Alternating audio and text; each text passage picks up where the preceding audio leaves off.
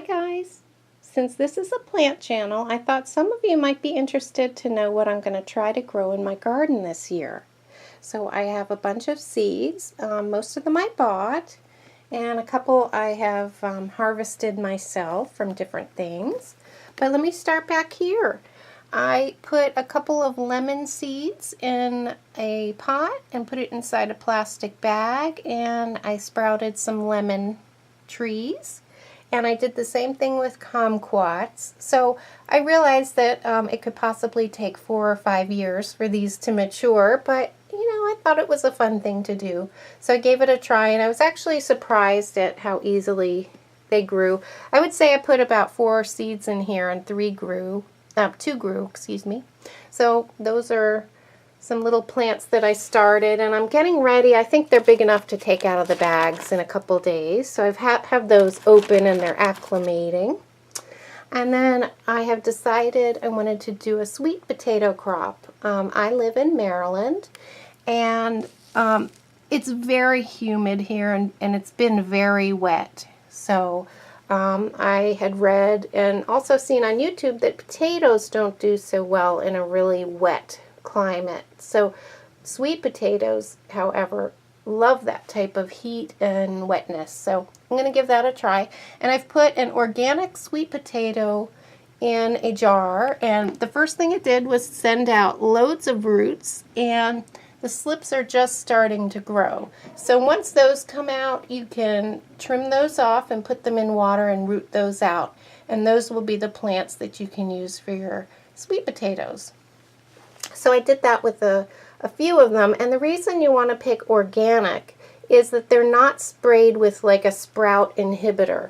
Some of the store-bought potatoes that are not organic will be sprayed with that, so it makes a longer shelf life. But that is why you choose organic if you want to root those out. And then over here, I was thrilled to find these from American Seed. They were at the dollar store, and they weren't 99 cents each. They were 4 for 99. So I thought that was certainly worth a try. And the dates were current, so I thought, well, maybe this is older seed, but it's not. I checked.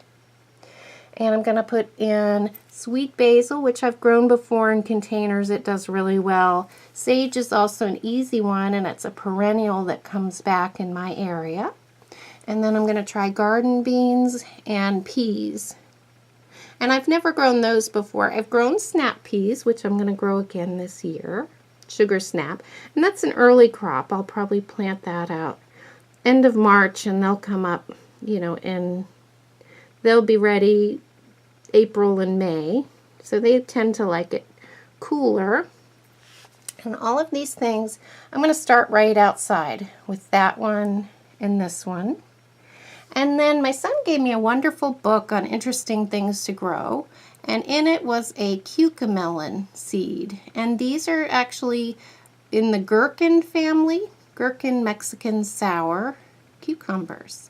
And they look like teeny little watermelons. They're about the size of a grape, but apparently they're pretty prolific and they're very easy to grow.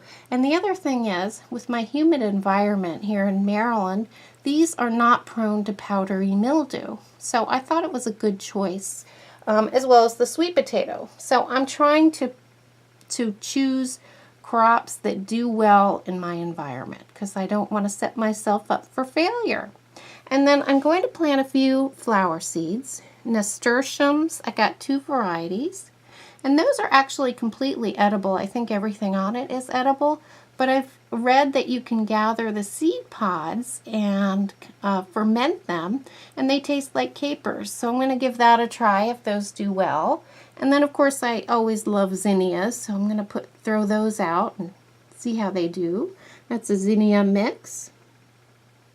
And then over here, I always gather from my own marigolds. You can just take a dried up seed pod and all the seeds fall out. You get hundreds of seeds, so I always save some of those from year to year, and they do really well. And that's something that I may also start indoors, give them a little bit of a head start. And then over here I have some white pumpkin seeds. It was like a white mini pumpkin. And we'll see how that does. It was locally grown, so maybe I'll get some. I don't really have experience growing pumpkins, but I thought I'll give it a try. You have nothing to lose by planting a few seeds. And then these red peppers I gathered, but you do have to buy domestically grown vegetables if you want to harvest the seeds. And it's not because things grown outside the U.S. are inferior. It's that they've been radiated once they come into the country in order to get rid of any pests. So it's part of the laws when it comes over the border, it needs to be radiated, and that actually kills the viability of the seeds. So I'm not sure if my red peppers will grow, but again, I thought I'd give it a try. I found that out after I harvested these from my red pepper, so we'll see. And then from Gurney's Seed Company, let me show you the name here. I went ahead and I ordered Walla Walla onions and a mix of tomato, heirloom rainbow blend.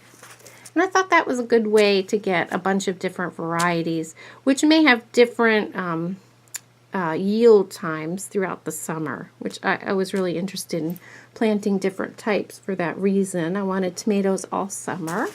And then this one is supposed to be very prolific. It's a hybrid jelly bean tomato.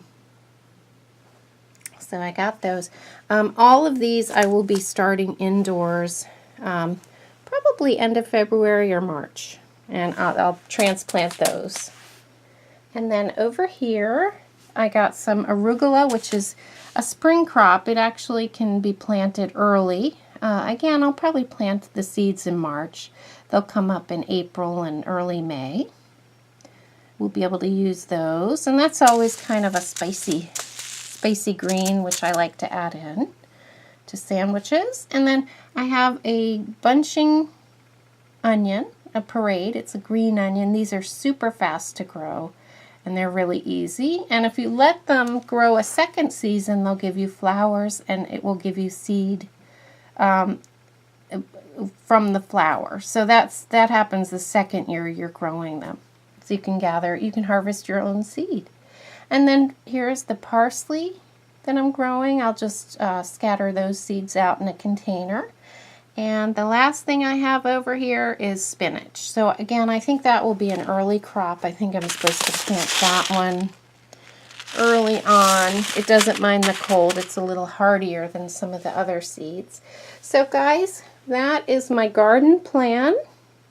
And I'm really excited. I usually don't grow so many vegetables. I don't have a good back for lifting heavy things. So a lot of these things I'm going to be doing in raised beds and containers, so there's not going to be a lot of tilling involved. But I'm really excited to give this a try. I have the space to do it, and I've never had the time to really pay attention to this kind of thing. But I'll let you know what I have success with, and I've tried to pick well for my area, so we'll see if I made the right choices. But hopefully you guys are throwing some things in the ground too, and you'll get some delicious produce out of it. And I want to thank you so much for tuning in, guys. Bye.